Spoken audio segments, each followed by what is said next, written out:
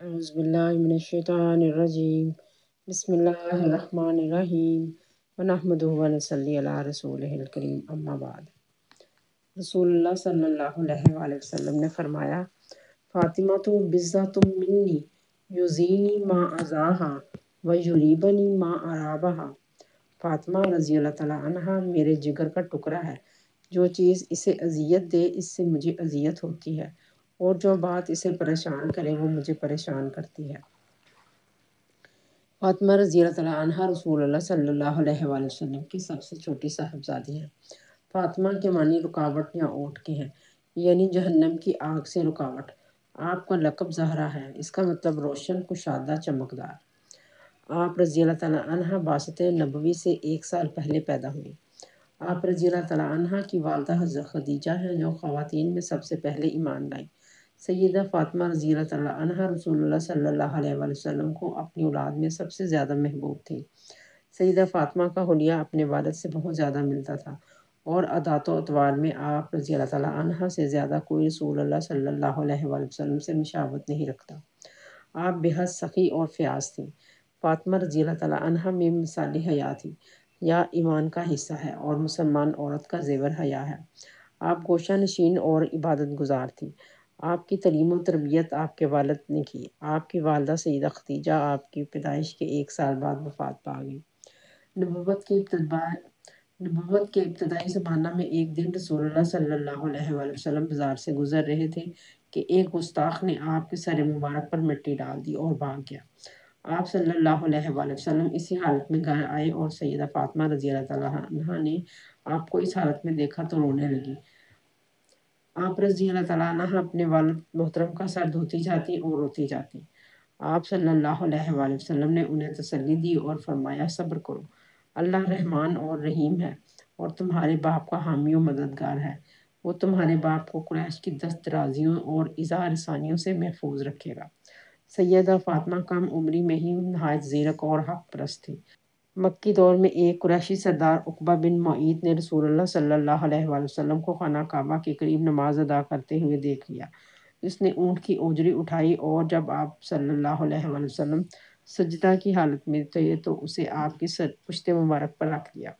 دوسرے کافر یہ دیکھ کر کہے لگانے لگے، کسی نے سیدہ فاطمہ رضی اللہ تعالیٰ عنہ کو اس واقعہ کی خبر دی۔ آپ یہ سن کر فوراً خانہ کعبہ پہنچی اور اپنے والد کی پشت سے وہ اوجری ہٹائی اور قریش کے ان سرداروں کے لیے بد دعا فرمائی۔ یہ تمام کافر غزوہ بدر میں انتہائی ذلت کے ساتھ قتل ہوئے۔ اپنی محبوب ترین بیٹی کے لیے بھی رسول اللہ صلی اللہ علیہ وآلہ وسلم نے مال و دولت اور آسائشوں کو پسند نہیں فرمایا، کیونکہ محبت کا پیمانہ یہ نہیں کہ جس سے محبت ہو اس کے قدموں میں تمام دنیاوی نعمتیں ڈھیر کر دی جائیں، بلکہ محبت کا تقاضا یہ ہے کہ اپنی محبوب ہستی کی آخرت سنوارنے کی ہر ممکن کوشش کی جائے، کیونکہ آخرت ہی بہتر اور ہمیشہ رہنے والی ہے، دنیا تو آخرت کی کھیتی ہے۔ سیدہ فاطمہ جب شادی کے قابل ہوئیں تو ان کے لیے کئی صاحب ثروت افراد کے رشتے آئے جو آپ رضی اللہ تعالیٰ عنہ سے شادی کے خواہاں تھے، لیکن رسول اللہ صلی اللہ علیہ وآلہ وسلم نے انہیں کوئی مثبت جواب نہ دیا۔ سیدنا علی بن ابو طالب جو آپ صلی اللہ علیہ وآلہ وسلم کے زیر تربیت تھے اور رسول اللہ صلی اللہ علیہ وآلہ وسلم کے چچا زاد بھائی تھے، انہوں نے بھی اپنا پیغام آپ صلی اللہ علیہ وآلہ وسلم کی خدمت میں بھیجا۔ رسول اللہ صلی اللہ علیہ وآلہ وسلم نے اسے قبول فرمایا۔ حضرت علی رضی اللہ تعالیٰ عنہ کی مالی حالت بہتر نہ تھی، لیکن آپ صلی اللہ علیہ وآلہ وسلم نے ان کے تقویٰ اور قرابت کی وجہ سے انہیں ترجیح دی اور رشتہ منظور فرمایا۔ حضرت علی رضی اللہ تعالیٰ عنہ نے اپنی زرہ بیچ کر حق مہر ادا کیا اور شادی کے سامان کا بندوبست کیا۔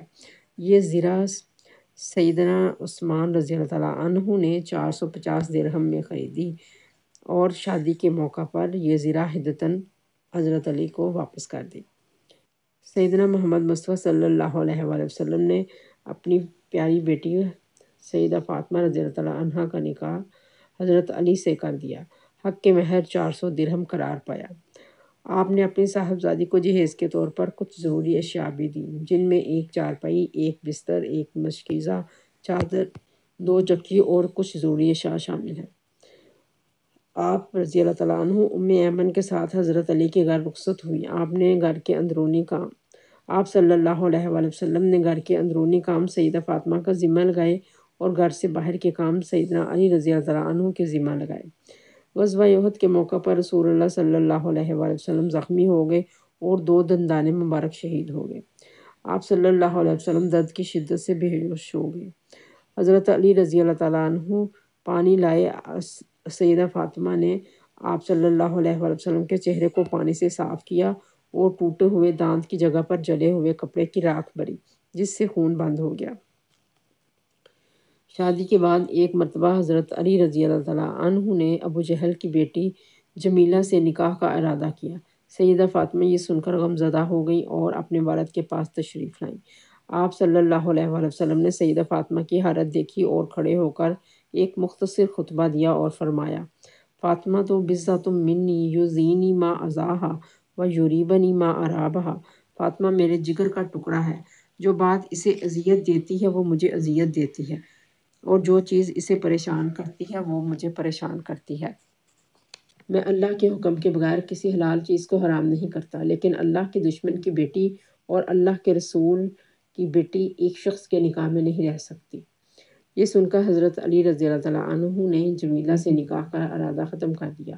اس حدیث سے یہ بھی معلوم ہوتا ہے کہ سیدہ فاطمہ کی خوشی سے آپ صلی اللہ علیہ وسلم کو خوشی ہوتی اور انہیں غمزدہ دیکھ کر آپ صلی اللہ علیہ وآلہ وسلم غمزدہ ہو جاتے۔ اگر سیدہ فاطمہ ناراض ہو جاتی تو اللہ کے رسول ناراض ہو جاتے۔ جس سے اللہ کا رسول ناراض ہو، اس سے اللہ ناراض ہو جاتا ہے، اور جہاں ناراضگی کی وجہ کفر اور ایمان کو یکجا کرنا ہے۔ سیدہ فاطمہ کا سیدنا علی رضی اللہ تعالیٰ عنہ کی دوسری شادی پر راضی نہ ہونا ان کے ساتھ شدید محبت کا اظہار بھی ہے۔ یہ ہر محبت کرنے والی بیوی سمجھ سکتی ہے۔ اللہ تعالیٰ نے سیدہ فاطمہ کو 2 بیٹے حسن اور حسین عطا فرمائے۔ بعض روایات میں ہے کہ 3 بیٹے تھے۔ تیسرے بیٹے کا نام محسن تھا، جو کم عمری میں وفات پا گیا۔ بیٹوں کی تعداد میں بھی اختلاف ہے، بعض روایات میں 2 اور بعض میں 3 بیٹوں کا ذکر ہے۔ بیٹیوں کی تعداد میں بھی اختلاف ہے، لیکن بعض روایات میں 2 اور بعض میں 3 بیٹیوں کا ذکر ہے۔ ایک بیٹی کا نام زینب ہے، جو واقعہ کربلا میں شہید ہوئی، اور دوسری بیٹی کا نام ام کلثوم بتایا جاتا ہے۔ آپ نے اپنی بیٹیوں کے نام اپنی بہنوں کے نام پر رکھے۔ آپ صلی اللہ علیہ وسلم حضرت حسن اور حسین سے بہت محبت کرتے۔ آپ صلی اللہ علیہ وآلہ وسلم نے فرمایا: حسن اور حسین جنت کے مردوں کے سردار ہیں۔ ایک روایت میں فرمایا: جس نے حسن اور حسین سے محبت کی، اس نے مجھ سے محبت کی، اور جس نے ان سے بغض رکھا، اس نے مجھ سے بغض رکھا۔ حضرت فاطمہ رضی اللہ تعالیٰ عنہا نے انتہائی سادہ زندگی بسر کی اور گھر کے تمام کام خود سر انجام دیتی، یہاں تک کہ چکی بھی خود پیستی، جس کی وجہ سے آپ کے ہاتھوں میں آنولے پڑ جاتے۔ اس مشقت بھری زندگی میں آپ رضی اللہ تعالیٰ عنہا نے صبر اور شکر کا مظاہرہ کیا۔ ایک مرتبہ گھریلو ذمہ داریوں میں اضافہ کی وجہ سے آپ نے حضرت علی کے مشورہ سے اپنے والد سے ایک لونڈی کی درخواست کی۔ آپ صلی اللہ علیہ وآلہ وسلم نے فرمایا: بیٹی میں تمہیں ایک ایسی بات نہ بتا دوں جو لونڈی اور غلام سے بہتر ہو؟ آپ رضی اللہ تعالیٰ عنہا بولی: میرے پیارے ابا جان، ضرور بتائیے، وہ کیا بات ہے؟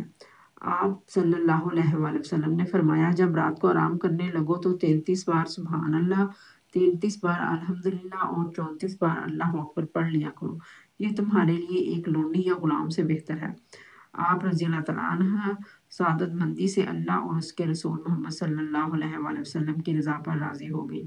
بعد میں آپ صلی اللہ علیہ وآلہ وسلم نے مناسب وقت پر سیدہ فاطمہ کو ایک لونڈی بھیج دی۔